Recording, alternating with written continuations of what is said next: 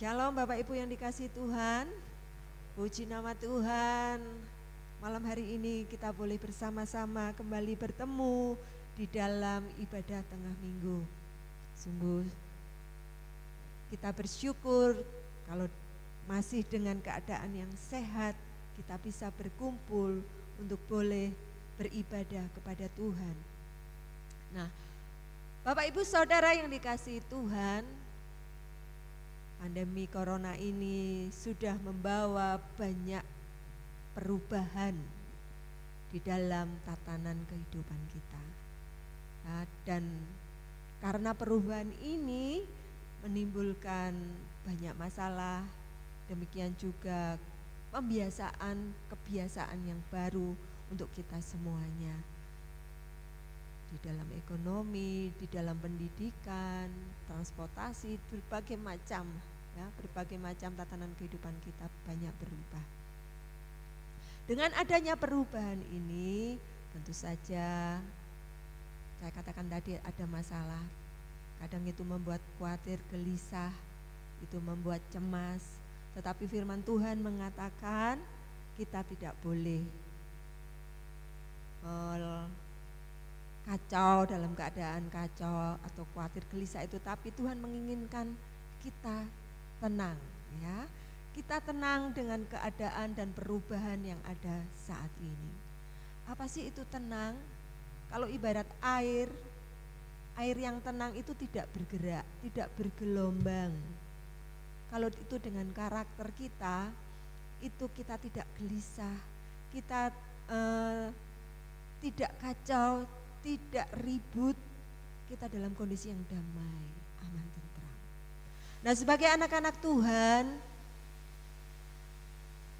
bagaimana kita memperoleh ketenangan itu? Ya, bagaimana kita memperoleh ketenangan di dalam hidup kita? Mari kita bersama-sama membuka Alkitab kita di dalam Mazmur pasal 62. Mazmur pasal 62 ayat 1 sampai ayat yang ketiga.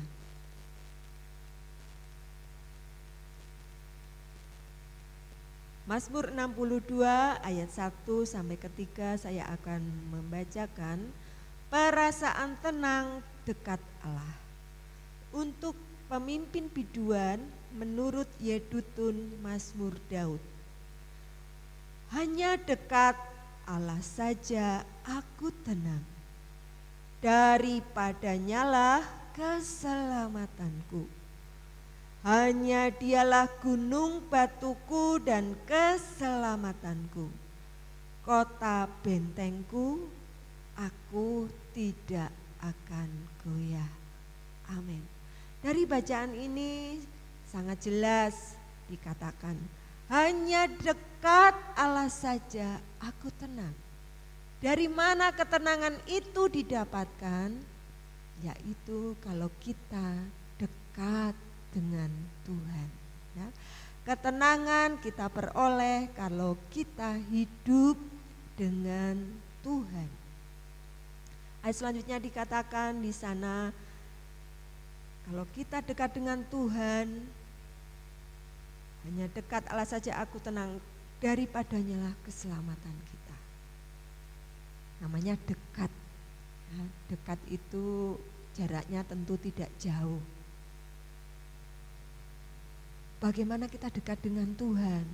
Kita selalu berkomunikasi. Kalau kita di dalam pergaulan sehari-hari, kita ingin dekat dengan seseorang, kita ya banyak komunikasi, kita banyak berbagi, kita banyak ingin tahu tentang dia, tentang hobinya, tentang apa. Demikian juga dengan kita dengan Tuhan, kita banyak berkomunikasi dengan Tuhan. Kita banyak ingin tahu dengan kebenaran firman Tuhan, siapa toh Tuhan. Setiap saat ketika kita merenungkan kebenaran firman, ada banyak pertanyaan. Kita merenungkan kenapa Tuhan begitu baik, kenapa ini bisa terjadi. Dari komunikasi kita dengan Tuhan, dari kita merenungkan kebenaran firman Tuhan, kita semakin banyak mengerti karakter Tuhan. Kita mengerti bagaimana cara kerja Tuhan di dalam hidup kita. Nah, kalau kita dekat dengan Tuhan, dikatakan firman Tuhan di sana tadi di ayat yang kedua, daripadanya lah keselamatanku. Kita dekat dengan Tuhan, Dia keselamatan kita, makanya kita tenang. Di ayat selanjutnya, di ayat yang ke-6, di sana dikatakan hanya dekat Allah saja kiranya aku tenang, sebab daripadanya lah harapanku. Tidak hanya Dia menjadi keselamatan kita dekat dengan Dia, kita tenang, tidak hanya karena Dia yang menjadi sumber keselamatan kita, pelindung kita, tapi Dia adalah harapanku. Di sana dikatakan sebab daripadanya lah harapanku. Bapak Ibu Saudara yang dikasihi Tuhan, dekat dengan Tuhan karena Dia keselamatan kita. Dekat dengan Tuhan karena Dia pengharapan kita, makanya kita tenang. Kita tahu Dia keselamatan kita, Dia pengharapan kita, kita tenang. Ya, selanjutnya tadi dikatakan karena Dia keselamatan, Dia harapanku, aku tidak akan goyah. Aku tidak akan goyah. Namanya tidak goyah ya, misalnya kalau bangunan yang kuat itu, dinding itu ya, ada seperti ada kendaraan itu ya tetap kokoh, ya, tidak ambruk. Namanya tidak akan goyah itu berdiri teguh. Namanya tidak goyah itu kuat. Ya. Apapun yang terjadi, walaupun situasi yang ada di sekitar kita banyak perubahan, menimbulkan berbagai macam masalah. Mungkin kita pernah berpikir terlintas, cemas, takut, khawatir, tapi janganlah itu sampai membuat kita goyah. Ya. Tapi janganlah sampai membuat kita merasa tidak aman, karena kita tahu tadi ya hanya dekat Allah saja. Aku tenang karena Dia keselamatan dan pengharapan kita. Kita tidak akan goyah. Nah, supaya kita tidak goyah, apa yang harus kita lakukan? Kita ingat terus kita dekat dengan Tuhan. Dijelaskan di ayat yang ke-9 di sana dikatakan, percayalah kepadanya setiap waktu, hai umat. Curahkanlah isi hatimu di hadapannya. Allah ialah tempat perlindungan. Firman Tuhan mengatakan percayalah kepadanya setiap waktu. Karena kita tahu di dalam kehidupan kita setiap saat ada berbagai macam perubahan dan menimbulkan banyak masalah. Kita dekat dengan Tuhan, itu membuat kita tenang. Dan kepercayaan kita itu harus kita lakukan setiap saat, setiap waktu. Kita ingat, kita dekat dengan Tuhan supaya ketenangan itu ada di dalam diri kita. Supaya kita terus ingat ya, percaya selalu setiap waktu, supaya kita selalu ingat bahwa hanya Tuhan keselamatan kita.